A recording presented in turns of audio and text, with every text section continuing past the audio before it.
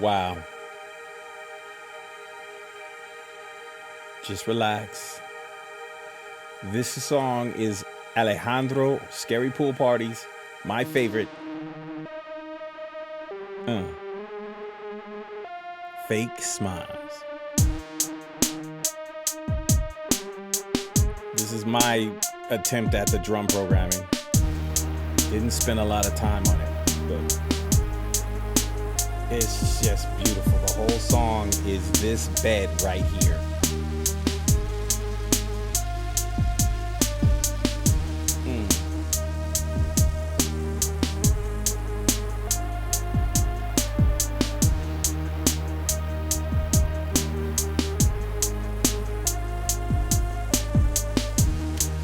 Okay, I went and saw Scary Pool Party at the Grove in Anaheim with Sarah and the gang. It was an outdoor car show. Basically, we parked in our own little cubicles and we had our own little space. Everybody did. I didn't know I could bring people, but I drove myself, and it was the funnest time. Ran into some really cool people, met some really nice people, had a blast. Moreover, the show was spectacular. I really enjoyed Alejandro. He did an acoustic set. I just packed my things, and then he came out with the band. His drummers were stupid. He had one guy who was standing on his kick drum.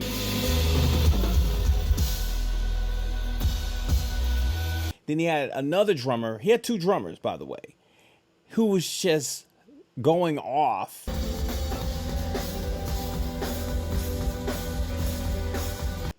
With this song, he did Fake Smiles. The chords are 1 to 4, and that's the whole song. So as good as he is to tell his story about fake smiles, he said, "Oh, I can do that with just these two chords." And what you want to pay attention to as a producer or a songwriter is how he takes those two chords and just runs it. Runs it. I think this song is around 7 minutes long. Now, how you get a song to last 7 minutes, you really got to study this song. You got to get into it a little deeper than I did. I figured out the progressions and didn't have time to get all the sounds, but I loved how he takes it and just stretches it out and makes you feel like it's new every time it comes around. And another artist that was good at that is good at that, is Tom Petty. Will take two chords, and just, I mean, that's the whole song. I really enjoyed the show. Now, I played you this track, but what's important are the lyrics. I looked at the lyrics and was like, whoa, okay. Now, I don't know where he was when he wrote this, but my whole thing, what makes this track my favorite is just the groove. And when it drops with that bass, it's just got this rock feel. And then he tells a story. So the thing I think people will get out of this is it's a lyric song. It's about the lyrics. It's not about the production. It's not about how well he plays. And he does play well. If you went to the show, you would have been amazed. I was amazed. I was like, wow, he really does play like that. So, but the lyrics, let's check these lyrics out. She said she left for heaven. Here is a note for Kyle. Would you be my John Travolta in that movie we watch? Please hold my hand in the circus. Don't let me go. Now, what does that mean? Well, let's break it down. She said she left for heaven. She's going somewhere. That's what she told him. Here's a note for Kyle. I'm leaving. Here, give this to Kyle. I don't know who Kyle is. I don't know who she is. Would you be my John Travolta in that movie we watched? Now, is she talking, or is he talking about Pulp Fiction, Grease? Is he talking about Staying Alive? What movie? I would love to know. And I'm assuming it's a movie with a circus. Is he talking about that movie Mad back in 1979? And he says, "Don't let me go." So basically, it's a kind of like a fantasy. That's what I'm getting out of it. The pre-chorus is, "Will you watch the earth explode with me?" So obviously there is a crisis and the world is coming to an end. Will you come watch this world explode with me? And then the chorus is fake smiles. Maybe she's giving him a fake smile. Of course I'll help you watch. Of course I'll help you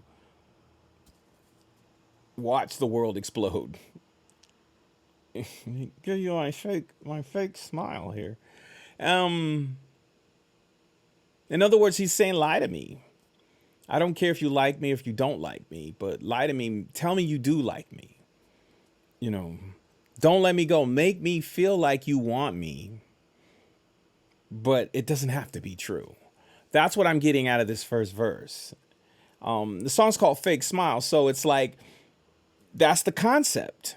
I want you to tell me you love me, but you don't have to really love me. Sheryl Crow has a song on her first album, and on that song, she's got this line that goes on that album. There's a song where she goes, "Lie to me, lie to me," and this is reminiscent of that. To me, that's what I get out of this. And second verse, "Why did you tell me you loved me, then cursed all the souls you've hurt?" In other words, she told him she loved him. Everyone else that she hurt, she basically said, "F them. I don't care." Honestly, I really don't know. I would love for him to explain that line, but this is what I'm getting out of it. I've hurt them and I'll hurt you. That's what I'm getting at. Why did you tell me you love me and then cursed all the souls that you've hurt? In other words, she's warning him. Well, I hurt them, and why are you any different? So that's what I'm getting out of it. And then he says, "I'm effing tired of being me, saving all that's worth. I cannot imagine more lying or being alone." Now, to me, that contradicts the first verse. I'm thinking he wants to be lied to, but he doesn't want to be lied to. So he's saying lie to me, but he really doesn't mean lie to me. He wishes it were the truth. But rather than being alone, he says, maybe it's a lie to me. Pre-chorus, "Would you watch the earth explode with me?" Again, back to the chorus, fake smiles, fake smiles, fake smiles. So this whole story is, I'm into you, but I know you're Hollywood, you're LA, you're fake, like a lot of people. But I don't want to be alone. And the very end of the song, "'cause it's the end of the world and I can't live without you." Alejandro is a storyteller, and he is a musician who uses his musicianship to tell the story. It just doesn't get better than that. It just does not get better. I wish the machine would get behind him so he can become one of the greatest inspirational artists. I think at the show, and I'm sorry we're not doing a lot of music today, but there's not a lot of music to go over. He put two chords together, some strumming and some synth work, and he told his story. What's important is the lyrics and the concept of where he's coming. And when I went to that show, he was thanking us for coming. He was like, "I played in bars, and those few people that listened to me play, I'm really grateful for that. And this is no different. I'm grateful for all you people who came out." And he was just so humble. That type of musicianship and that type of humility really don't know each other all the time. And he exuded that. And that's why I bless him.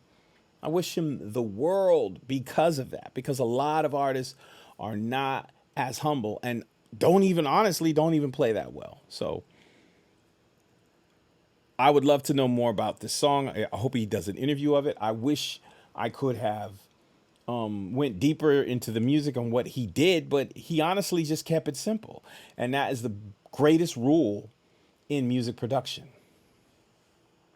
Woo, we got to find out. Now, in the comments, tell me what your favorite song is on this EP. Also, if you can, donate, help us out.